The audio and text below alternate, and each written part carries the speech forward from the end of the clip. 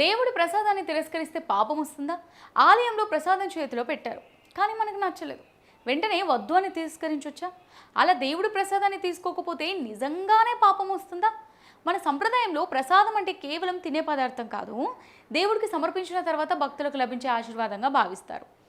అందుకే ప్రసాదాన్ని గౌరవంగా స్వీకరించడం ఒక భక్తి ఆచరణగా వచ్చింది. కానీ ఇక్కడ ఒక ముఖ్యమైన విషయం ఉంది. ప్రసాదం తీసుకోలేకపోతే దేవుడు కోపిస్తాడని శాస్త్రీయ ఆధారం లేదు. ఆరోగ్య కారణాల వల్ల కావచ్చు, ఉపవాసం వల్ల కావచ్చు, ఆహార నియమాలు ఉండొచ్చు, లేదా ఆ పదార్థం తినలేని పరిస్థితిలో ఉండొచ్చు. అలాంటి సమయంలో ప్రసాదాన్ని అవమానించకుండా వినయంగా తిరస్కరించవచ్చు. అయితే కావాలనే నాకు ఇది వద్దు, నాకు నచ్చలేదు అంటూ దేవుడికి సమర్పించిన ప్రసాదాన్ని అవమానించడం మాత్రం మన సంప్రదాయంలో మర్యాదగా భావించరు. ఎందుకంటే ప్రసాదం మనకు ఒక గొప్ప ధర్మ సందేశాన్ని ఇస్తుంది. మనకు లభించినది చిన్నదైనా దాన్ని గౌరవించాలి. ఎవరైనా మనకు ప్రేమతో ఇచ్చిన వస్తువును గౌరవించినట్టే దైవానికి సమర్పించిన ప్రసాదాన్ని కూడా గౌరవించాలి. అందుకే ప్రసాదం తీసుకునేటప్పుడు ఇది నాకు దేవుడిచ్చిన వరం అనే భావనతో స్వీకరించండి. తినలేకపోతే వినయంగా తిరస్కరించండి.